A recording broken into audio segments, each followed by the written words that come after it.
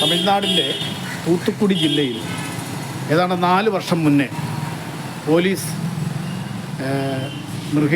മൃഗീയമായി തല്ലിക്കൊന്ന അപ്പനും മകനും അപ്പൻ്റെയും മകൻ്റെയും ഫോട്ടോയാണ് ഈ കാണുന്നത്. അവർ നടത്തി വന്ന മൊബൈൽ ഷോപ്പ് ആണ് ഇപ്പോൾ അടഞ്ഞു കിടക്കുന്നത്.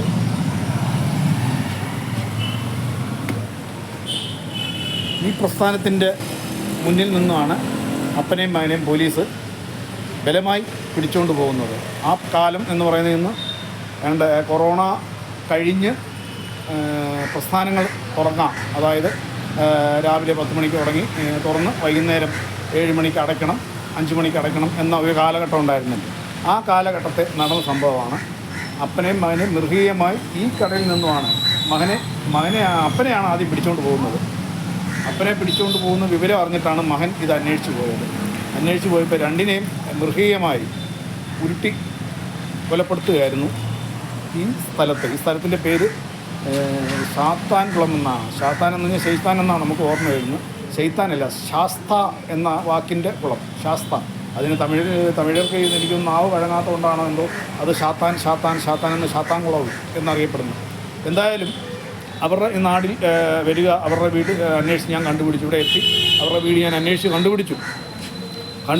വീട്ടിൽ ചെന്നപ്പോഴത്തേക്ക് ഈ മരിച്ചുപോയ അപ്പൻ ജയരാജ്, മകൻ ബെന്നിക്സിന് ഒരു പെങ്ങളുണ്ട്. പെങ്ങളെ ചെന്നൈയിലാണ് കെട്ടിച്ചിരിക്കുന്നത്. പെങ്ങളുടെ വീട്ടിലാണ് അമ്മ ഇപ്പോൾ താമസിക്കുന്നത്. ഇവർ 4 പേരടങ്ങുന്ന ഒരു കുടുംബമായിരുന്നു. പെങ്ങളുടെ വീട്ടിലാണ്. മരണത്തിന് ശേഷം അമ്മ ഇവിടം വിട്ടുപോയി. അമ്മയ്ക്ക് ഈ നാടേ വേണ്ട, ഇവിടെ നിന്നാൽ ഞാൻ മരിച്ചു പോകും, എനിക്ക് ജീവിക്കണ്ട എന്ന വാശിയിൽ അവർ മരണം കാത്തു നിൽക്കുകയായിരുന്നു. മകൾ സമ്മതിച്ചില്ല. മകൾ നിർബന്ധമായും അമ്മേനെ ചെന്നൈയിലേക്ക് കൂട്ടിക്കൊണ്ട് പോയെന്നാണ് എനിക്ക് അന്വേഷിച്ച് അറിയാൻ സാധിച്ചത്. തൊട്ടടുത്ത് തന്നെ ഇദ്ദേഹത്തിൻ്റെ സഹോദരൻ്റെ വീടുണ്ട്. സഹോദരൻ്റെ ഡ്രൈവറാണ്, അയാൾ അവിടെ ഇല്ല. അയാളുടെ ഭാര്യയുണ്ട്, സഹധർമ്മിണിയുണ്ട്. അദ്ദേഹത്തെ അവരെ ചെന്ന് കണ്ടിട്ട് ഞാൻ പറഞ്ഞു, ഒരു കാര്യം, നിങ്ങൾ ഇവരുടെ ചെന്നൈയിൽ താമസിക്കുന്നവരുടെ നമ്പർ വല്ലതും തരാമോ, അവരെ ഒന്ന് കോൺടാക്ട് ചെയ്യാനാണ്. മറ്റൊന്നുമല്ല, തമിഴ്നാട് മൊത്തം ഉറ്റുനോക്കിയ ഒരു ദാരുണാന്ത്യമായിരുന്നു. അറുംകൊല എന്നൊക്കെ പറയാം. അങ്ങനത്തെ ഒരു സംഭവമായിരുന്നു. ഈ കേസ് നിരന്തരം ഞാൻ നിരീക്ഷിക്കുകയും ചെയ്തതാണ്. പത്രമാധ്യമങ്ങളിലൂടെ ഞാനും TV വാർത്തയിലൂടെയൊക്കെ ഞാൻ ഈ കേസ് നിരീക്ഷിച്ചതാണ്.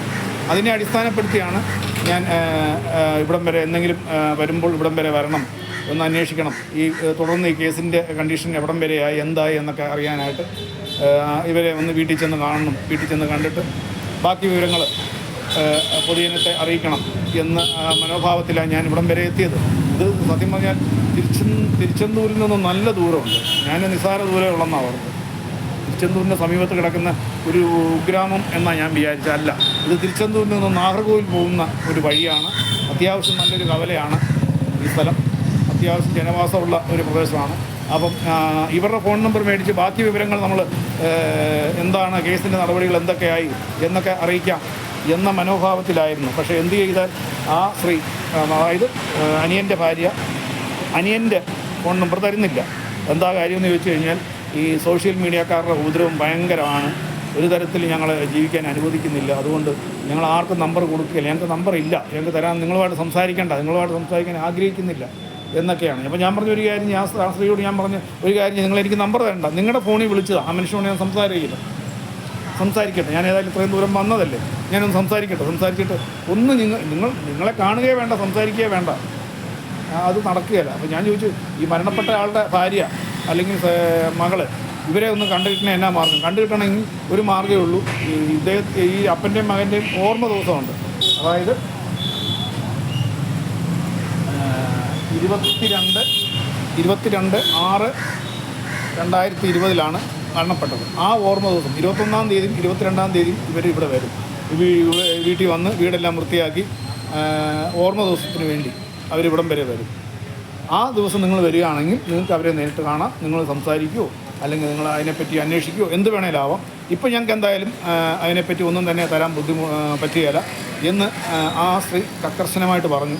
അപ്പോൾ ഞാനിവിടെ വന്ന് ഈ പരിസരത്തെ ഓട്ടോക്കാരും അല്ലെങ്കിൽ ഈ പരിസരത്തെ കടക്കാരോട് ഞാൻ ഇതിനെപ്പറ്റി ഒഫീഷ്യലായിട്ട് അന്വേഷിച്ചപ്പോൾ അവരും പറഞ്ഞു, ഇപ്പം പത്രമാധ്യമങ്ങളിലും അല്ലെങ്കിൽ TV വാർത്തകളിലൊന്നും ഇതിനെപ്പറ്റിയൊന്നും വലിയ റിപ്പോർട്ടുകളില്ലാത്തതാണ്. ഞങ്ങൾക്കും വലിയ അറിവില്ല, ഞങ്ങൾക്കും ഈ കേസിനെ പറ്റി വലിയ അറിവില്ല.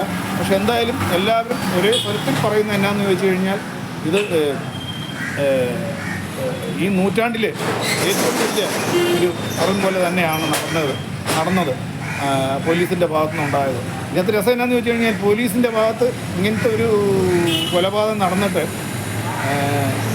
ഗവൺമെൻറ് അന്നത്തെ ഗവൺമെൻറ് തമിഴ്നാട് അന്ന് ഭരിച്ചിരുന്ന എനിക്ക് തോന്നുന്നു എടപ്പാടി കെ പഴനിസ്വാമിയാണെന്ന് എനിക്ക് തോന്നുന്നു. അങ്ങനെ കാണാൻ തോന്നി 2020. അതെ, എടപ്പാടി കെ പഴനിസ്വാമി. അദ്ദേഹത്തിൻ്റെ ഗവൺമെൻറ് ഇതിനെതിരെ നടപടിയെടുക്കാനൊന്നും തയ്യാറായില്ല. അവസാനം തമിഴ്നാടിൻ്റെ ഹൈക്കോടതി, അതായത് തമിഴ്നാട്ടിലെ ഹൈക്കോടതി രണ്ടെണ്ണമാണ്. ഒന്ന് ചെന്നൈയിലും മറ്റൊന്ന് മധുരയിലും. ചെന്നൈയിലെ ഹൈക്കോടതിയുടെ മധുര ശാഖ നേരിട്ടാണ് ഈ കേസ് എടുത്തത്. ഈ കേസ് നേരിട്ട് എടുത്തത് കൊണ്ടാണ് ഈ വിവരങ്ങളെല്ലാം പുറം ലോകം അറിയാൻ പറ്റിയത്. അല്ലെങ്കിൽ ഒരുപക്ഷെ കോടതിയും നേരിട്ട് ആ കേസ് എടുക്കാൻ തയ്യാറായില്ലായിരുന്നെങ്കിൽ ഒരുപക്ഷെ ഇന്നും ഈ ഇട്ടാവട്ടം, ഈ ചെറിയ ജനവാസ കേന്ദ്രം കൊണ്ട് അത് അവസാനിച്ച് പോയേന്. എന്തായാലും ഇത്രയും ദൂരം വന്ന് എനിക്ക് കാര്യമായിട്ടൊന്നും ശേഖരിക്കാനായില്ല. അതിലെനിക്ക് അതിയായ വിഷമമുണ്ട്. ഞാൻ ഇവിടെ പരിസരത്തിൽ അന്വേഷിച്ച് മനസ്സിലാക്കിയ കാര്യങ്ങൾ ഇവിടെ വ്യക്തമായിട്ട് ഞാൻ നിങ്ങളെ എൻ്റെ സബ്സ്ക്രൈബേഴ്സിനെ ബോധ്യപ്പെടുത്തിയിട്ടുണ്ട്. എൻ്റെ ഈ ചാനൽ പരിപാടി കാണുന്ന പ്രേക്ഷകർ ലൈക്ക് ചെയ്യുക, ഷെയർ ചെയ്യുക, മാന്യമായ വിലയേറിയ അഭിപ്രായങ്ങൾ അറിയിക്കുക. നിങ്ങൾക്ക് നന്ദി. നമ്മുടെ ശാസ്ത്രാംകുളത്തു നിന്നും ദീപം FIS യൂട്യൂബ് ചാനൽ. നന്ദി, നമസ്കാരം.